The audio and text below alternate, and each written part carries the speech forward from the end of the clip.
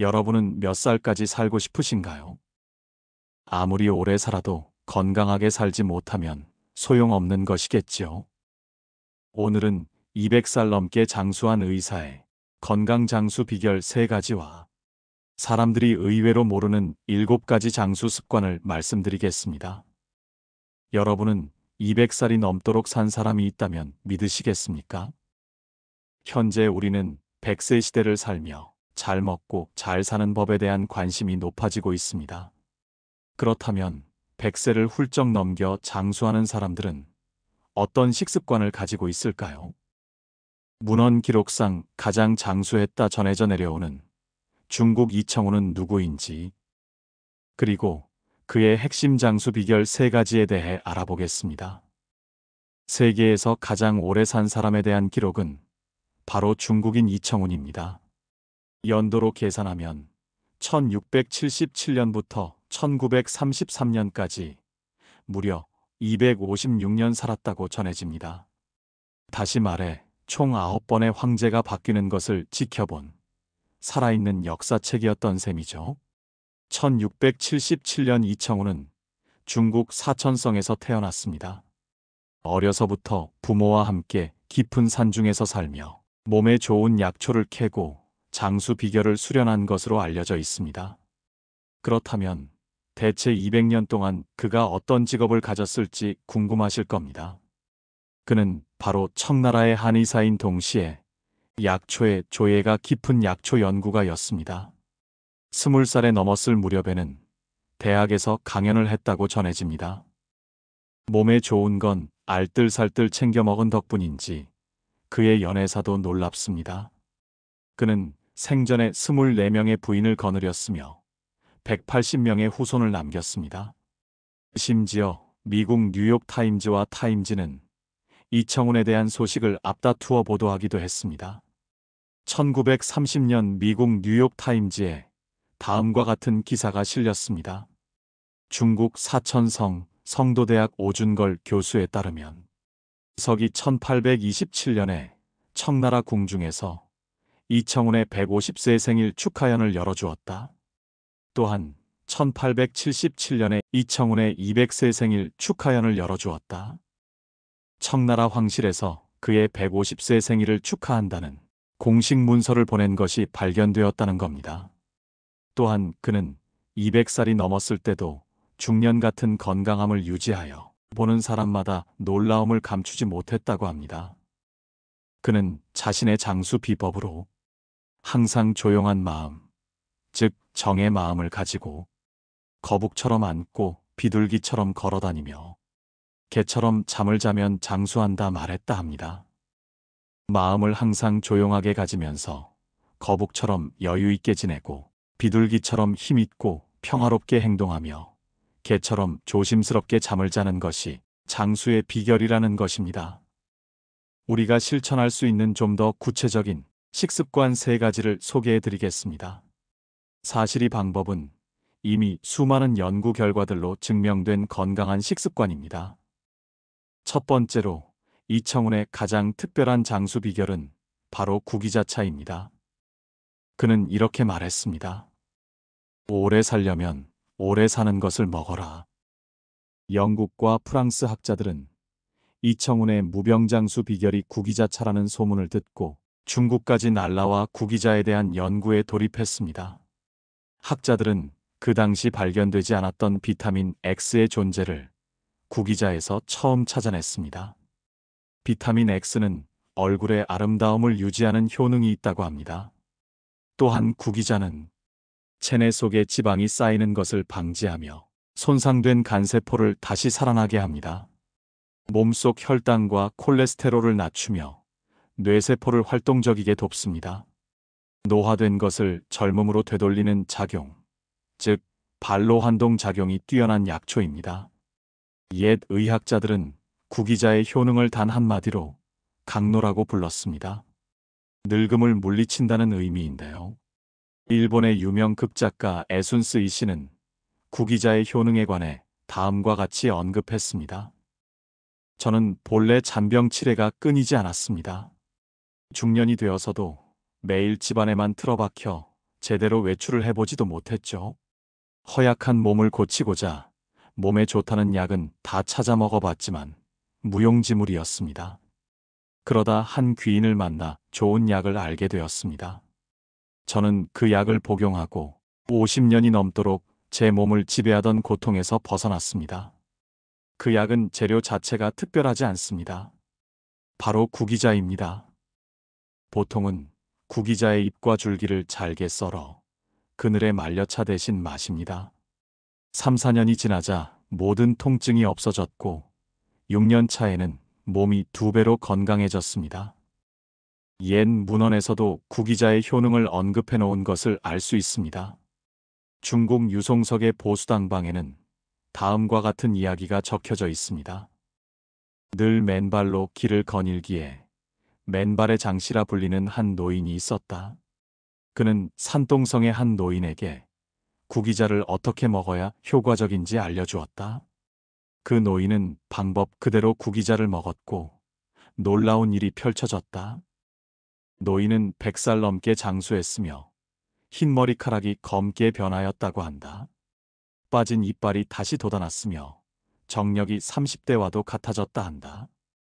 현대 연구에 의하면 구기자 속 단백다당은 세포 재생에 아주 중요한 물질이라고 밝혔습니다. 이 단백다당은 면역을 높이며 세포 노화를 막고 암세포를 물리친다고 합니다. 앞전에 언급했듯이 이청우는 수명이 긴 것을 먹으면 그것을 먹는 사람의 수명도 길어진다고 했습니다. 구기자는 수명이 매우 길며 생명력도 아주 강합니다.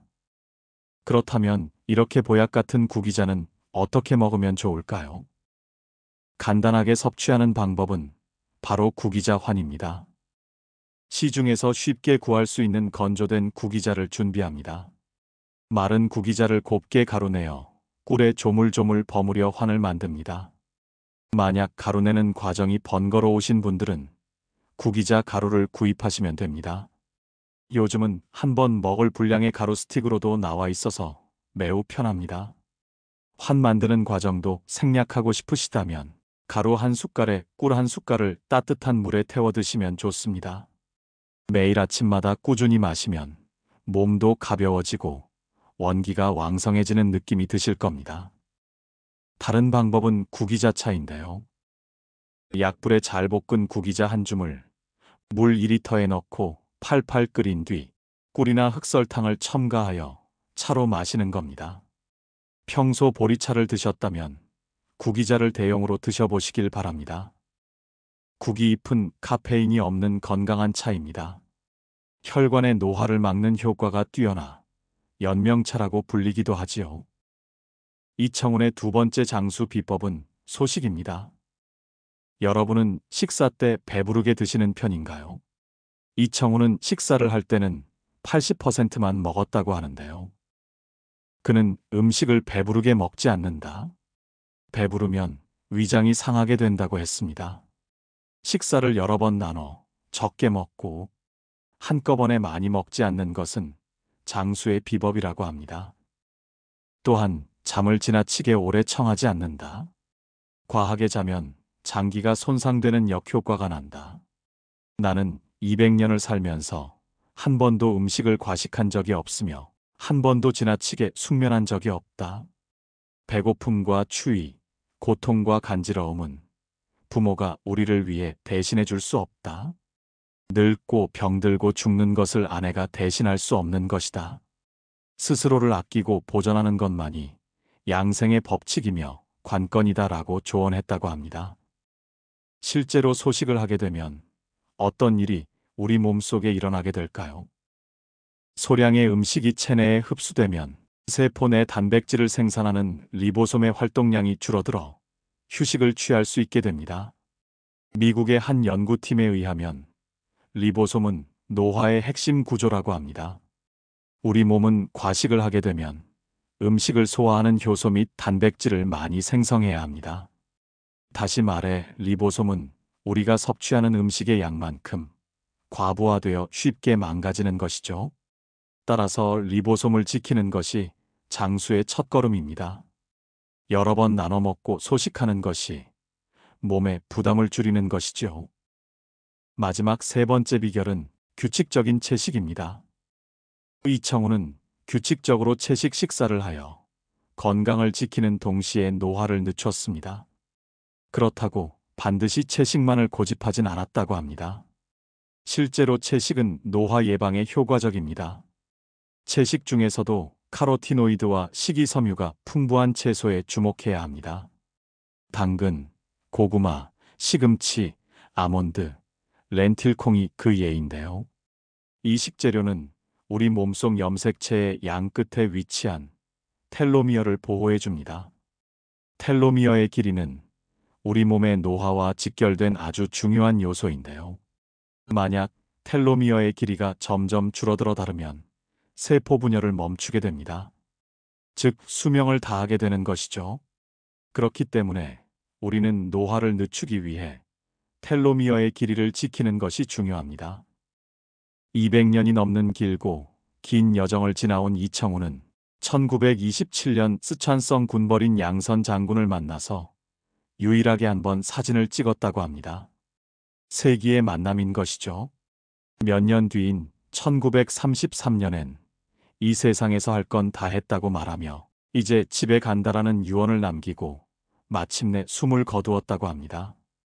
사람들이 의외로 모르는 7가지 장수 습관.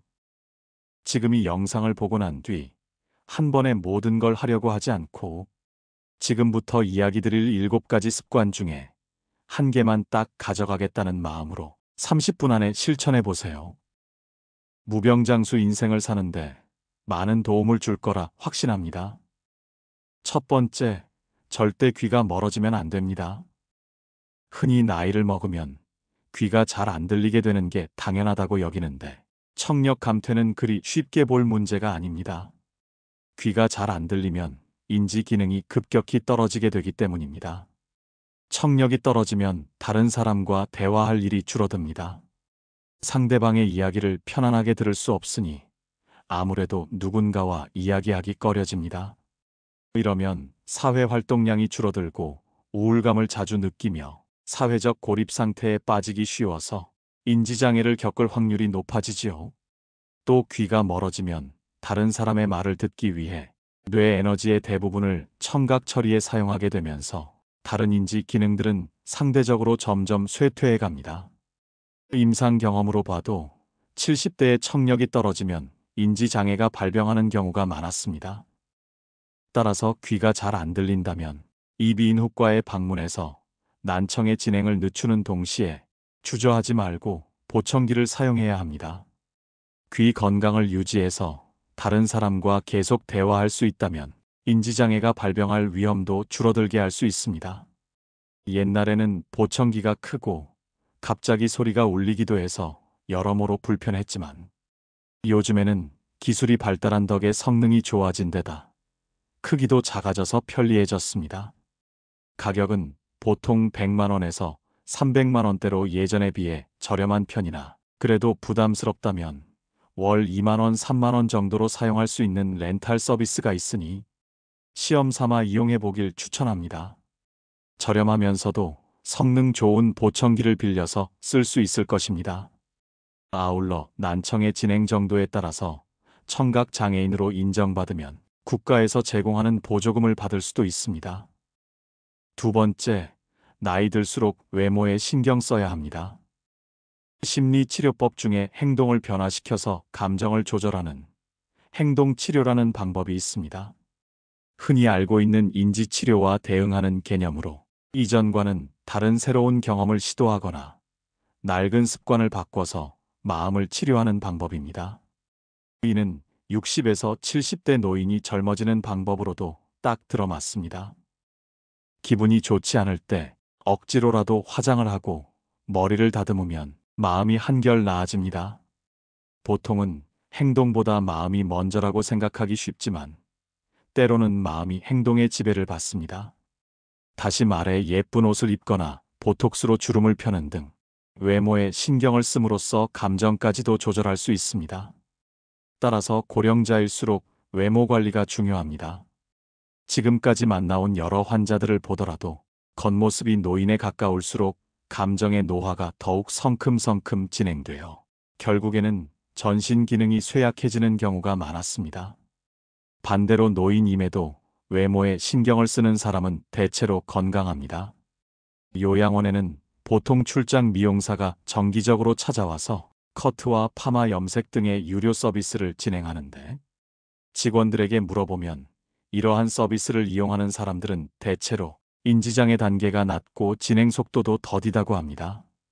나 역시 인지장애를 앓고 있는 고령의 여성이 공들여 화장한 모습을 보면서 어딘가 모르게 생기가 넘치는 듯하다는 느낌을 여러 차례 받은 적이 있습니다. 나이든 여성이라면 화장을 하고 머리를 손질할 뿐 아니라 필러나 보톡스를 맞아서 피부를 젊게 유지하는 것도 정신 건강에 도움이 됩니다. 최근에는 가격이 상당히 저렴해져서 3에서 6개월에 한 번씩 30에서 40만 원 선이면 이용할 수 있습니다. 피부 관리를 받으면 확실히 눈에 띄게 주름이 펴지고 예뻐집니다. 나이가 들어도 주변 사람들에게 충분히 매력적으로 보일 수 있습니다. 아직도 우리나라에서는 이러한 안티에이징 시술을 반칙이라고 여기는 사람이 많습니다. 하지만 노후에는 어떤 일이라도 반칙으로 단정짓지 않는 사고방식이 중요합니다. 세 번째, 고기를 먹어야 합니다. 강연장에서 고령자일수록 고기를 먹어야 한다라고 말하면 열의 9은 콜레스테롤 수치가 걱정된다는 대답이 돌아옵니다. 이러한 걱정을 덜어주기 위해 여기서 확실하게 언급하건대 콜레스테롤이 몸에 해롭다는 말은 가짜 뉴스, 즉 잘못된 정보입니다. 오히려 노후에 건강하게 지내려면 콜레스테롤은 반드시 필요합니다. 애초에 콜레스테롤은 인간을 포함한 동물의 몸을 구성하는 지방의 일종입니다. 성호르몬과 세포막의 재료로서 생명체에게 없어서는 안 될 주요한 성분입니다. 그뿐 아니라 뇌에서 세로토닌을 운반하는 중요한 역할을 맡고 있습니다. 세로토닌이란 뇌의 신경세포들 사이에서 여러 자극이나 감정을 전달하는 신경 전달 물질 중에 하나입니다. 신경 전달 물질 중에는 도파민과 아드레날린이 유명하지만 세로토닌은 이런 신경 전달 물질의 분비량을 조절하는 지휘관 같은 존재로서 인간의 마음을 조종하는 역할을 담당합니다. 콜레스테롤은 이와 같은 세로토닌을 운반하는 물질로 콜레스테롤 수치가 높은 사람일수록 우울증에 걸릴 확률이 낮고 또 우울증에 걸리더라도 빨리 나을 수 있습니다. 또한 콜레스테롤은 남성 호르몬인 테스토스테론을 구성하는 재료입니다.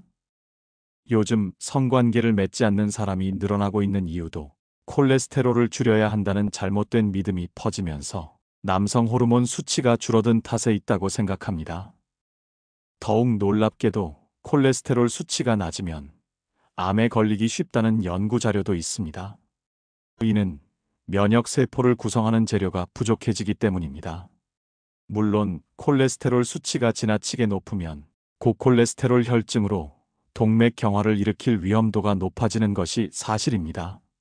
하지만 반대로 너무 낮아도 혈관이 약해져서 뇌졸중을 일으킬 확률이 커집니다. 일본인의 평균 수명이 세계에서 제일 높은 축에 속하는 이유 중에 하나도 옛날과는 비교할 수 없을 만큼 고기를 많이 먹어서 콜레스테롤 섭취량이 크게 증가한 덕에 있습니다. 콜레스테롤 수치가 오르면서 혈관이 탄력 있고 튼튼해졌기 때문에 출혈성 뇌졸중으로 인한 사망자가 감소한 것입니다. 네 번째, 많이 씹어야 합니다. 음식과 관련해서 씹기의 중요성도 언급하고 싶습니다. 예전에 초등학생을 대상으로 다음과 같은 기억력 테스트를 실시한 적이 있습니다. 다양한 색깔의 판을 배치해서 30초간 외운 다음 그것과 똑같은 순서로 색깔 카드를 뽑게 하는 시험이었습니다. 그런데 이때 껌을 씹으면 정확도가 2배나 올라갔습니다. 연구 결과 껌을 씹으면 뇌의 혈류량이 증가했는데 특히 기억을 관장하는 해마의 혈류량이 크게 늘어났습니다. 이는 우리가 음식을 씹을 때 사용하는 근육인 깨물근이 3차 신경을 통해 뇌와 이어져 있기 때문입니다. 깨물근이 움직이면 대뇌와 편도체 같은 인지 기능을 담당하는 뇌 부위가 자극을 받아서 혈류량이 늘어납니다. 또 껌을 씹으면 치아를 감싸고 있는 근막에 압력이 전달되는데 이 역시 뇌와 이어져서 뇌를 자극하고 활성화합니다. 따라서 반대로 건강하지 못한 치아는 인지 장애를 일으키는 원인이 됩니다. 이유는 크게 두 가지입니다. 첫째, 씹는 횟수가 줄어들면 뇌로 가는 자극이 감소해서 인지 기능이 떨어지게 되기 때문입니다. 둘째, 씹는 힘이 약해지면 신선한 채소와 같이 딱딱한 음식을 피하고 면처럼 부드러운 음식을 자주 먹게 되는데 그에 따라 비타민이 부족해져서 인지장애가 발생할 위험이 커집니다. 실제로 치아가 거의 없는 사람은 치아가 20개 이상 있는 사람에 비해 인지장애가 발생할 확률이 1.85배나 높다는 연구 결과가 있습니다. 또 알츠하이머형 인지장애 환자는 채소 섭취량이 적다고 합니다. 이 때문에 건강하게 오래 살고 싶다면 돈이 많이 들더라도 틀니나 임플란트를 활용해서 치아 건강을 지켜야 합니다. 덧붙여서 뇌를 자극하기 위해서는 깨물근이 많이 움직여야 하므로 껌이나 오징어를 자주 씹으면 좋습니다. 심심할 때 간식거리를 씹는 것만으로도 뇌 건강을 지켜낼 수 있습니다. 새끼 식사를 할 때에도 젊었을 때보다 더 많이 씹어먹는 습관을 들여야 합니다. 이러한 작은 습관이 뇌의 노화를 늦춥니다. 다섯 번째, 무슨 일이든 일을 해야 합니다. 세계적으로 인정받는 장수 지역에는 다음과 같은 공통점이 있다고 합니다. 무엇보다도 사람들이 꾸준히 몸을 움직입니다. 장수 지역에는 나이가 들어도 밭일, 정원 가꾸기, 집안일 등으로 꾸준히 몸을 움직이는 사람들, 즉 일하는 사람들이 많았습니다. 그 외에도 배부르게 먹지 않기, 목적 의식 지니기, 스트레스 해소하기 등의 공통점이 있었지만 건강하게 오래 살기 위한 조건으로 꾸준히 몸을 움직이는 것, 즉 일하기를 제일 중요하게 꼽았습니다. 일하기의 중요성을 알려주는 또 다른 예로는 영국의 한 경제지에서 수십 년에 걸쳐 진행한 행복도에 관한 조사를 들 수 있습니다. 여기서는 이혼이나 배우자의 사망, 실업과 같은 삶의 큰 사건으로 사람의 행복도가 어떻게 달라지는지를 조사했는데 인간의 행복도에 가장 크게 부정적인 영향을 미치는 요소는 실업이었습니다. 이혼이나 배우자의 사망보다 일자리를 잃는 일이 인간을 가장 불행하게 만드는 요소였습니다. 인간에게 일은 절대 없어서는 안 될 요소입니다. 세계 각지에서 진행된 비슷한 조사들에서 모두 늙어서도 계속 일해야 오래 살 수 있고 행복도도 높다는 결론이 나왔습니다. 관련 자료를 다 소개하자면 책 한 권을 채우고도 남을 정도로 방대합니다. 그만큼 과학적으로 밝혀진 사실임이 틀림없다는 뜻입니다. 노후를 건강하고 행복하게 그리고 유의미하게 보내기 위한 가장 중요한 조건은 일하기라고 생각합니다. 정년이 곧 은퇴가 아님을 명심하고 연령에 맞게 아니 때로는 나이를 잊고서라도 계속 일하는 것이 인생을 의미 있게 보내는 방법입니다. 여섯 번째, 규칙적인 생활로 수면 리듬을 유지해야 합니다. 불면증의 원인은 다양합니다. 우울증이 원인인 경우도 있고 순환기계 질환처럼 몸 상태가 좋지 않아서 잠을 못 자는 경우도 있습니다. 하지만 대부분은 잠들지 못할까봐 두려워하는 정신적인 문제에서 기인합니다. 이러한 종류의 불면증은 규칙적인 생활을 하면 크게 나아집니다.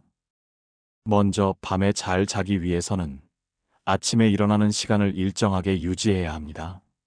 회사에 다닐 때는 출근 시간이 정해져 있으므로 저절로 기상 시간이 일정할 수밖에 없었는데 당시에는 무척 피곤하게 느껴졌겠지만 그것은 우리의 몸과 마음에 좋은 영향을 미쳤습니다.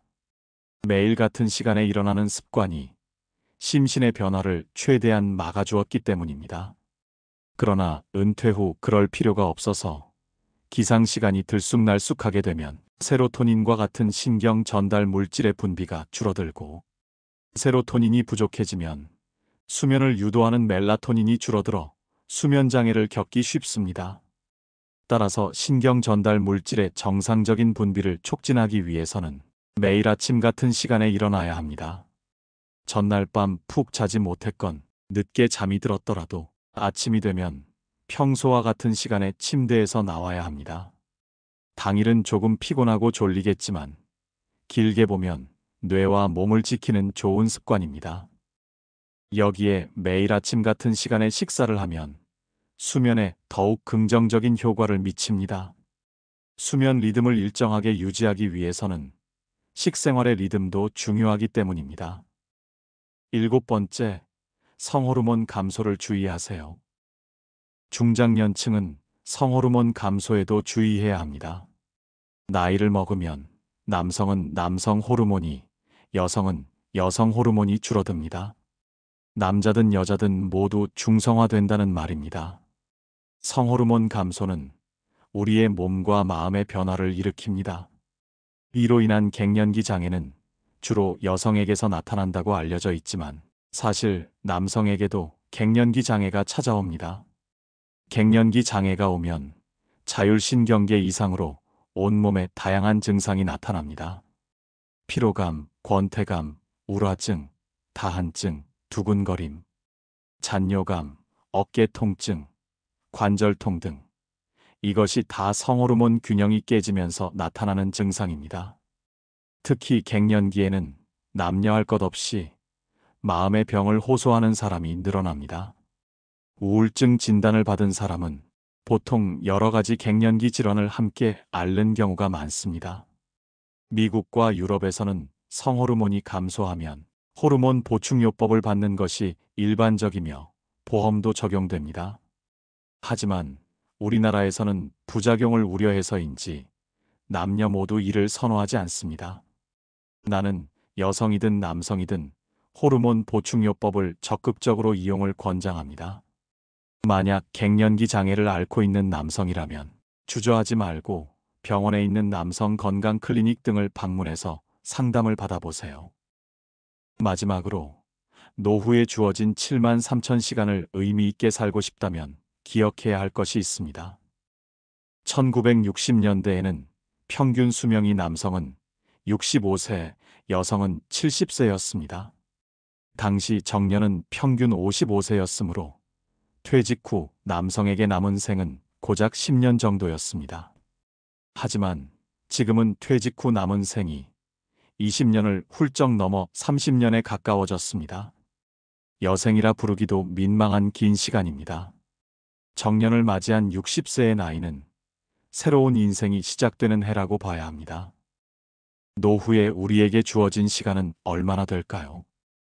식사, 수면, 목욕 등 일상생활에 필요한 시간을 빼고 나면 하루 24시간에서 대략 10시간 정도가 남는다고 합니다. 1년으로 따지면 3,650시간입니다. 요즘에는 80세까지 건강한 사람이 많으므로 60세부터 20년 동안 약 7만 3천 시간이라는 자유시간이 주어집니다. 현재 연간 평균 노동시간이 1915시간이니까 20세부터 60세까지의 40년 동안 약 7만 6천 시간을 일하는 셈인데 이렇게 본다면 정년 이후 우리에게는 젊은 시절 일했던 시간만큼의 자유시간이 또다시 생기게 됩니다. 노후에도 여전히 많은 시간이 남아있는 것입니다. 노후에 주어진 터무니없이 긴 시간을 유의미하게 보내는 방법은 두 가지입니다.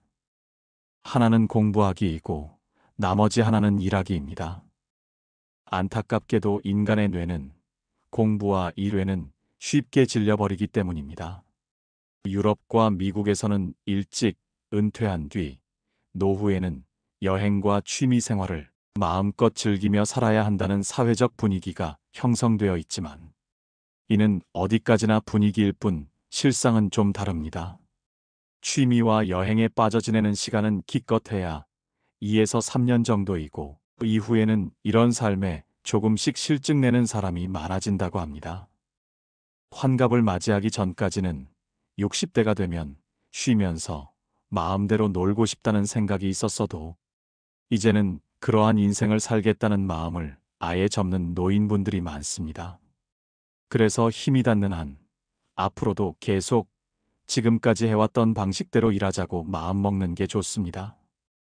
75세, 80세는 일할 수 있다면 계속 일하는 편이 좋다는 말은 과학적으로도 증명된 사실입니다. 실로 다양한 연구와 조사를 통해 노동은 인간을 건강하게 오래 살도록 해주고 인생의 충실감을 느끼게 해주며 행복한 노후를 보내게 해준다는 점이 밝혀졌습니다. 물론 여기서 말하는 노동은 현역 시절 때처럼 매일 꼭 8시간 종일 근무해야 한다는 뜻이 아닙니다. 자신의 시간에 맞춰 파트타이머로 일해도 좋고 또 집안일이나 봉사활동처럼 다양한 형태의 노동도 포함됩니다. 사람들이 의외로 모르는 7가지 장수하는 습관 어떠셨나요? 사람마다 인생의 길이가 있습니다. 우리는 그걸 수명이라고 말합니다. 그렇다면 왜 어떤 사람은 오래 살고 다른 사람은 짧게 살까요? 2022년 노인학회지에 발표된 연구에 따르면 실험 연구에 참가했던 사람 중에 긍정적이고 낙관적인 사람은 그렇지 않은 사람보다 90세 이상 살 가능성이 높았다고 발표했습니다.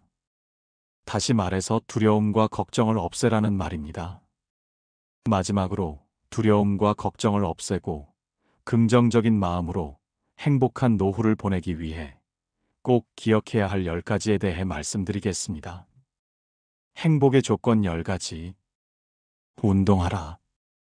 행복의 첫째 조건이 건강이다. 건강을 잃으면 다 잃는 것이다.